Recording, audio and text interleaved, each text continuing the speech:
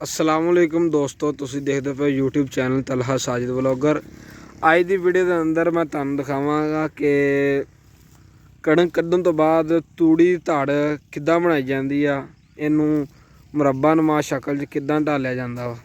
दोस्तों असीं मिले आ जी इत्थे भाई नाल ते जिहड़ा तूड़ी दी धड़ बनाउंदे आ ते इह आपां दस्सणगे धड़ किद्दां हुंदी। अस्सलामुअलैकुम जी। वालेकुम सलाम जी। भाई जी धड़ दा प्रोसैस की है ਇਹਦਾ ਬਣਾਉਣ ਦਾ ਤੇ ਇਹ ਸਾਨੂੰ ਦੱਸੋ ਤੁਸੀਂ। ਇਹਦਾ ਪ੍ਰੋਸੈਸ ਐਡਾ ਮੁਸ਼ਕਲ ਨਹੀਂਗਾ, ਠੀਕ ਹੈ ਜੀ। ਆ ਕਿ ਥ੍ਰੈਸ਼ਰ ਜਦੋਂ ਕਣਕ ਕੱਢ ਦਿੰਦੀ ਆ ਉਸ ਤੋਂ ਬਾਅਦ ਫਿਰ ਸਾਡਾ ਪੀਰੀਅਡ ਸ਼ੁਰੂ ਹੋ ਜਾਂਦਾ। ਠੀਕ ਹੈ। ਤੇ ਪਹਿਲੋਂ ਇਹਨੂੰ ਅਸੀਂ ਇੱਕ ਲੈਵਲ ਨਵਾਂ ਧੜ ਬਣਾਈ ਦਾ ਗੋਲਾਈ ਦੇ ਵਿੱਚ। ਠੀਕ। ਉਸ ਤੋਂ ਬਾਅਦ ਇਹਦਾ ਬੈੱਡ ਬੰਨਿਆ ਜਾਂਦਾ ਉੱਪਰ, ਫਿਰ ਇਹਨੂੰ ਲੈਵਲ 'ਚ ਕਰਕੇ ਤੇ ਇਹਨੂੰ ਲਪਾਈ ਕੀਤੀ ਜਾਂਦੀ। ਤੇ ਤੁਸੀਂ ਮੂੰਹ ਕੱਲ ਲਵੇਟਿਆ? ਮੂੰਹ ਭਾਜੀ ਸਾਨੂੰ ਸੰਗ ਬਹੁਤ ਆਉਂਦੀ ਆ, ਧੜ ਦੇ ਆ ਫੱਕ ਬਹੁਤ ਪੈਂਦੀ ਭਾਈ। ਅੱਛਾ, ਇਹ ਨੁਕਸਾਨਦੇਹ ਆ ਸਾਹ ਲਈ? ਹਾਂਜੀ, ਇਹ ਫਿੱਫੜੇ ਜਾਮ ਕਰ ਦਿੰਦੀ। ਸਹੀ ਹੈ। ਤੇ ਇਹ ਕਿੰਨੇ ਕਿੱਲੇ ਦੀ ਧੜ ਦੇ ਇਹ ਤੁਸੀਂ ਬਣਾ ਰਹੇ ਹੋ ਹੁਣ? ਇਹ ਹੈ ਜੀ ਤਕਰੀਬਨ 2.5 ਕਿੱਲਿਆਂ ਦੀ। ਤੇ ਅੰਦਾਜ਼ਨ ਤੋਂ ਵੱਡੀ ਧੜ ਕਿੰਨੇ ਕਿੱਲੇ ਦੀ ਬਣਾ ਚੁੱਕੇ ਤੁਸੀਂ?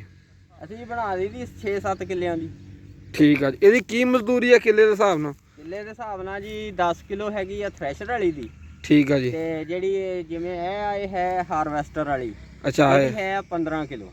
15 ਕਿਲੋ। ਇਹ ਕੀ ਮਕਸਦ ਹੈ ਇਹਦੀ 15 ਕਿਲੋ ਤੇ ਉਹਦੀ 10 ਕਿਲੋ? ਉਹ ਫਿਰ ਥ੍ਰੈਸ਼ਰ ਵਾਲੀ ਜਿਹੜੀ ਆ ਉਹਦਾ ਇਹ ਹੁੰਦਾ ਕਿ ਇੱਕ ਜਗ੍ਹਾ ਤੇ ਫਿਕਸ ਪਈ ਹੁੰਦੀ ਆ, ਉੱਥੇ ਠੀਕ। ਖਪਣਾ ਨਹੀਂ ਪੈਂਦਾ। ਠੀਕ ਹੈ। ਇਹ ਸਾਰੀ ਦੁਬਾਰਾ ਲੈਵਲ 'ਚ ਕਰਨੀ ਪੈਂਦੀ ਆ, ਗੋਲ ਕਰਨੀ ਪੈਂਦੀ ਆ, ਇਸ ਵਜ੍ਹਾ ਤੋਂ।